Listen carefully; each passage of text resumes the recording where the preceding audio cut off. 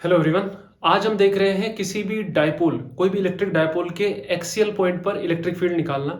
Dipole हम सबको पता है एक अरेंजमेंट होता है चार्जेस का, जिसमें दो इक्वल एंड अपोजिट चार्जेस एक दूसरे से कुछ डिस्टेंस पर रखे होते हैं। जैसे दो चार्जेस है Q और Q, एक माइनस का है एक प्लस का है, दोनों का मैग्नीट्यूड सेम है। इसलिए मैंने बोला कि दो equal and opposite charges are placed at a distance.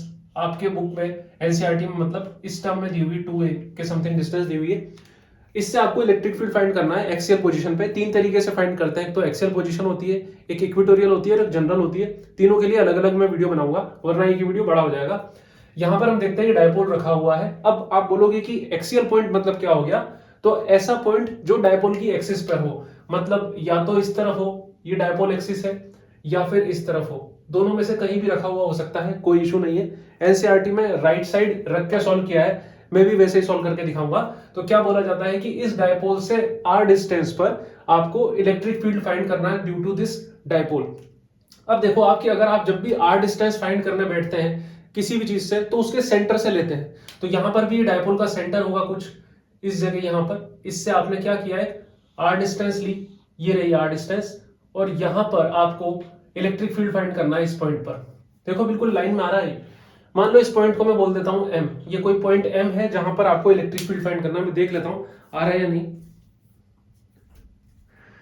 Okay, तो यहां पर आपको इलेक्ट्रिक फील्ड फाइंड करना है ड्यू टू दिस डायपोल। अब जिनको थोड़ा सा भी पॉइंट चार्ज की नॉलेज है, उनको लगेगा कि डायपोल में हो क्या रहा है। एक्चुअली में दो पॉइंट चार्जेस हैं जिनका मैग्नीट्यूड सेम है, लेकिन अमाउंट मतलब मैग्नीट्यूड सेम है लेकिन पोलैरिटी डिफरेंट है। वही तो रखे हुए हैं बेसिकली। और है क्या, जिस चीज को हम कंबाइंड फॉर्म में डायपोल बोल रहे हैं, एक्चुअली में उसमें दो चार्जेस हैं। तो हमें यहां पर दो चार्जेस की वजह से इलेक्ट्रिक फील्ड फाइंड करना है। अब उसमें इलेक्ट्रिक फील्ड कैसी क्वांटिटी होती है, वेक्टर क्वांटिटी होती है, तो हमें डायरेक्शन का भी ध्यान रखना पड़ेगा। और क्योंकि ये बोर्ड के लिहाज से बहुत इंपॉर्टेंट है, तो यहां पर आप जब भी कुछ भी चीज बनाएंगे तो बिल्कुल एक सही तरीके से पेंसिल और स्केल का यूज करते हुए आपको बनानी है। सबसे पहले मैं देखता हूं कि ये जो पॉइंट चार्ज है प्लस वाला, ये क्या करेगा यहां पर, और फिर देन इसको देखूंगा ये माइनस वाला क्या करेगा। तो आपको सबको पता है कि जब भी आप इलेक्ट्रिक फील्ड निकालते हैं तो अज्यूम करते हैं कि यहां पर एक पॉइंट चार्ज लेके आए, ये पॉइंट चार्ज लेके आए Q नॉट, ये जो है प्लस का होता है, प्लस Q नॉट चार्ज आप यहां पर लेके आओगे और फिर देखोगे कि क्या हो रहा है। तो जब भी आप प्लस चार्ज यहां पर लेके आओगे तो ये पॉजिटिव वाला क्या करेगा, इसको रिपेल करेगा। इसको मैं बोल देता हूं E प्लस Q, ये इलेक्ट्रिक फील्ड है due to plus charge. Then इसी जगह पे ये माइनस वाला क्या करेगा, अट्रैक्ट करेगा। अब आप देखोगे क्योंकि दोनों का मैग्नीट्यूड सेम है, लेकिन ये प्लस वाला जो है पास में है और ये माइनस वाला थोड़ा दूर है, मतलब इस माइनस वाले चार्ज का इफेक्ट यहां पर इस प्लस वाले चार्ज के रेस्पेक्ट में थोड़ा सा कम होगा। तो मतलब जो इलेक्ट्रिक फील्ड की स्ट्रेंथ यहां पर आ रही है इस प्लस की वजह से, वो इलेक्ट्रिक फील्ड की स्ट्रेंथ यहां पर इसकी वजह से नहीं आएगी, थोड़ी सी कम आएगी। तो जो हम एरो बनाएंगे ये थोड़ा सा मैंने क्या कर दिया, छोटा बना दिया, E माइनस क्यू वेक्टर के लिए। अब ये कंफ्यूज मत होना, मैं E प्लस क्यू नहीं लिख रहा हूं यहां पर, मैं लिख रहा हूं E इस तरीके से, E प्लस क्यू, मतलब इसके नीचे नोटेशन दे रहा हूं मैं। ये ध्यान रखना, प्लस नहीं है यहां पर, नीचे लिख रहा हूं नोटेशन, वरना मेरे को A B E A B ये सब करना पड़ता, बहुत ज्यादा दिक्कत आती। अब देखो यहां पर दो अलग अलग इलेक्ट्रिक फील्ड हो गए। आपको दिख रहा है कि E प्लस क्यू जो है ज्यादा है E माइनस क्यू से, मतलब जो भी पॉजिटिव चार्ज आप रखोगे किधर चला जाएगा, वो राइट साइड चला जाएगा। ऐसा लगेगा जैसे इलेक्ट्रिक फील्ड कैसा है इस डायरेक्शन में, राइट साइड वाली डायरेक्शन में, ऐसा फील आने वाला है। तो हम जब डेरिवेशन करेंगे तो फाइनली भी यही निकल के आना चाहिए कि जो इलेक्ट्रिक फील्ड है पॉजिटिव एक्स एक्सिस की तरफ ही आना चाहिए, अगर ये एक्स एक्सिस में रखा हुआ है तो। अब निकालना चालू करते हैं। जैसे मान लो मैं E प्लस क्यू निकालना चालू करता हूं, E प्लस क्यू, तो E प्लस क्यू मतलब इस पॉइंट चार्ज की वजह से यहां पर इलेक्ट्रिक फील्ड, तो वो होता है K, और जो भी पॉइंट चार्ज है Q अपॉन डिस्टेंस का स्क्वायर। तो डिस्टेंस क्या ले, इस प्लस Q की यहां से डिस्टेंस, देखो ये पूरी R है ना, तो मुझे एक जैसी डिस्टेंस लेनी है ताकि कुछ कुछ मैं रिलेट कर सकूं R और A की टर्म्स में। ये Q जो है इससे कितना डिस्टेंस पर है, पूरी में से ये A माइनस कर दूं, देखो ये 2A है, बिल्कुल मिडिल से डिस्टेंस ली, तो पूरी R में से मैं A माइनस कर दूं, तो यहां पर ये वाली डिस्टेंस जो है, देखो इसको मैं बोल रहा हूं यहां से इसको, ये वाली डिस्टेंस पूरी R थी, R में से मैंने A माइनस कर दिया तो क्या हो गया, R माइनस A, लिख दूं यहां पे R माइनस A का होल स्क्वायर। ठीक है, उसके बाद मैं बढ़ता हूं E माइनस क्यू की तरफ। E minus Q equals to K Q. अब देखो माइनस साइन नहीं ले रहा हूं, माइनस चार्ज के लिए इलेक्ट्रिक फील्ड निकालते टाइम भी मैं माइनस साइन इसलिए नहीं ले रहा हूं क्योंकि इस माइनस साइन की वजह से हमने डायरेक्शन बनाई है, इस नेगेटिव साइन ने डायरेक्शन बनाने में हेल्प कर दी। अब फिर से अगर मैं माइनस साइन ले लूंगा तो मैं डबल बार उस चीज को ले रहा हूं जो कि गलत आंसर देगी, इसलिए मैं नहीं ले रहा हूं। अब मुझे फाइंड करनी है ये वाली डिस्टेंस, मतलब कि ये चार्ज इससे कितना डिस्टेंस पर है, तो आर तो ये हो ही गई, आर प्लस ए, ये वाली डिस्टेंस पूरी की पूरी, ये डिस्टेंस यहां से यहां तक की, तो आर तो ये है, एडिशनल ए हो गया, आर प्लस ए का होल स्क्वायर हो गया यहां पर। ठीक है, अब बढ़ते हैं हम आगे। ये तो दोनों इक्वेशन होगी, मान लो इक्वेशन 1 है, ये इक्वेशन 2 है।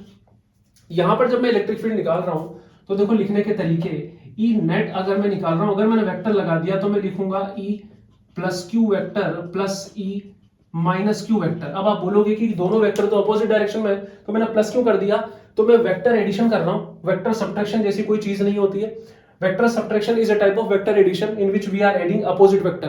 तो यहां पर अपने आप जिसकी भी डायरेक्शन अपोजिट है वो अपने आप ऐड हो जाएगा। कैसे, जब मैं ई नेट निकालूंगा, देखो मैग्नीट्यूड निकाल रहा हूं, तो ई प्लस क्यू ज्यादा है और वो पॉजिटिव डायरेक्शन में भी है, तो ई प्लस क्यू का आपने पॉजिटिव डायरेक्शन में ले लिया, तो ई माइनस क्यू अपने आप कैसा हो गया, नेगेटिव डायरेक्शन में हो गया, माइनस हो गया।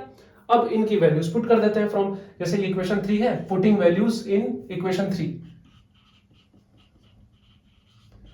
वैल्यूज फ्रॉम इक्वेशन 1 एंड 2 इन 3 में पुट कर रहे हैं, तो ई क्या आ जाएगा, E equals to E plus Q, ये रहा K Q upon R minus ए का whole square minus K Q upon R plus ए का होल स्क्वायर। ओके, दिख रहा है।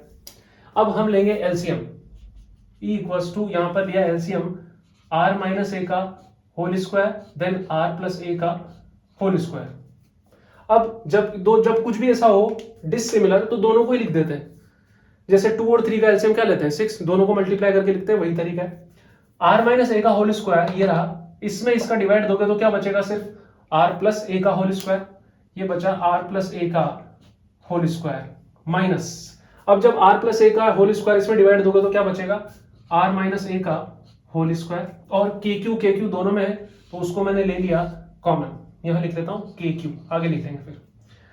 ओके, अब जो गलती होती है वो क्या होती है, यहां पर पहले माइनस है तब भी सीधा ब्रैकेट खोल के लिख देते हैं लोग, R square plus A square minus 2, नहीं माइनस साइन को ध्यान में रखते हुए खोलो इसको, देखो ये तो इजीली खुल जाएगा, R square plus A square plus 2 R A minus R square, अब ये प्लस का ए स्क्वायर बनेगा लेकिन माइनस है तो minus A square, then minus का बनेगा 2 आर ए, लेकिन यहां माइनस है तो प्लस 2 आर ए अपॉन। अब देखो एक और चीज समझो, इसमें भी बहुत लोगों को कंफ्यूजन होता है, ए प्लस बी और ए माइनस बी, बाय वालों को खासकर होता है, ए प्लस बी इंटू ए माइनस बी होता है ए स्क्वायर माइनस बी स्क्वायर, सही, ए प्लस बी इंटू ए माइनस बी ए स्क्वायर माइनस बी स्क्वायर। यहां पर ए प्लस बी भी 2 बार है और ए माइनस बी भी 2 बार है, कैसे पता, ए प्लस बी का भी स्क्वायर है और ए माइनस बी का भी स्क्वायर है, मतलब ये जो चीज है ना 2 बार लिखनी है, मतलब ए स्क्वायर माइनस बी स्क्वायर का भी क्या हो जाएगा स्क्वायर, अगर इन दोनों का स्क्वायर है तो, जो यहां पर है, समझा बात को, दोनों का स्क्वायर है तो इस चीज का भी टर्म का भी क्या आ जाएगा स्क्वायर हो जाएगा, वही मैं लिख देता हूं ए स्क्वायर माइनस बी स्क्वायर का होल स्क्वायर, और ये जो है मल्टीप्लाई में किसके चल रहा है, ये हो गया के क्यू, और ये आ रहा है इलेक्ट्रिक फील्ड।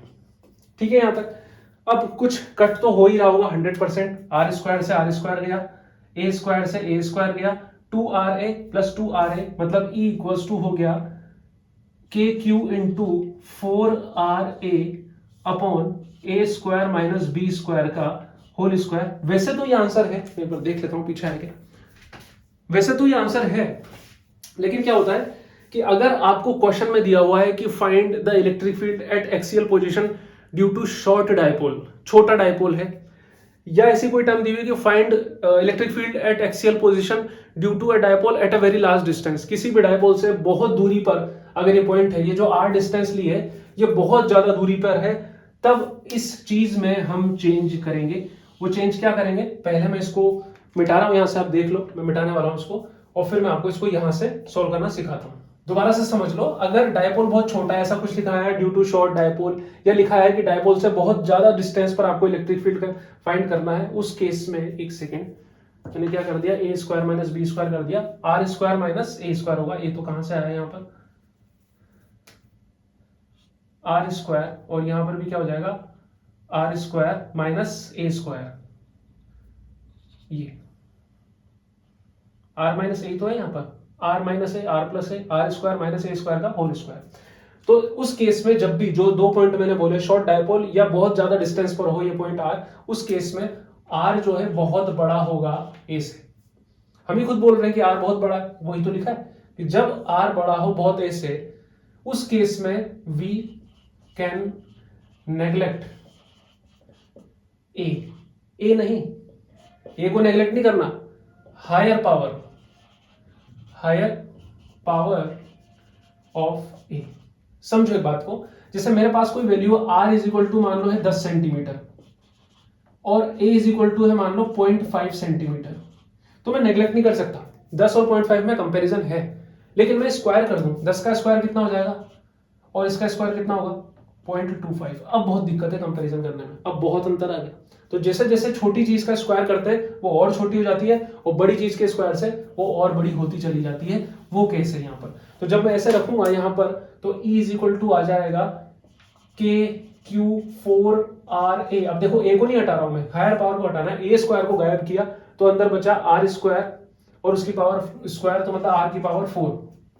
अब ऊपर आर है तो E इज इक्वल टू हो गया KQ into 2A into 2 upon R की पावर क्यूब। अब आप सोचोगे कि ऊपर 4 था, इसको 2A और ये करके क्यों लिखा, वो इसलिए लिखा क्योंकि हमें डायपोल मोमेंट की टर्म्स में भी तो आंसर देना है। Dipole moment P equals to होता है Q इंटू 2A, ये होता है डायपोल मोमेंट।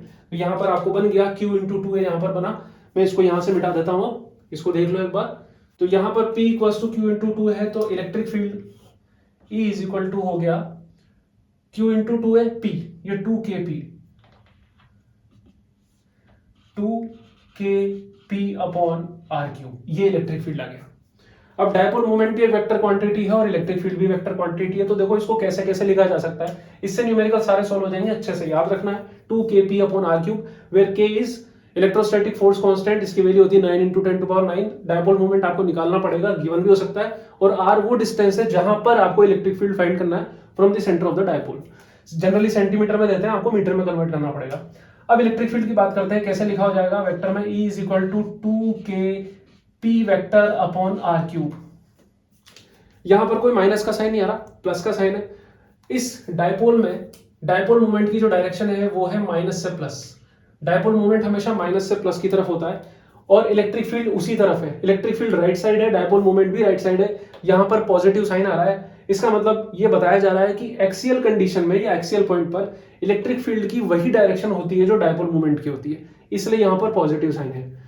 उसके बाद इसको कैसे लिख सकते हैं, E vector equals to 2kp R cap upon R cube, ऐसे भी लिख सकते हैं, ये यूनिट वेक्टर है, और करके लिखता जा रहा हूं मैं। या फिर यूनिट वेक्टर आर कैप होता है फुल वेक्टर अपॉन उसका मैग्नीट्यूड, वो भी लिख सकता हूं। तो E वेक्टर इक्वल्स टू हो गया 2kp R vector upon R की पावर 4। ये ऑप्शन में आते हैं कई बार, इसलिए लिखा रहा हूं मैं, बाकी इससे हो जाएगा सारा काम।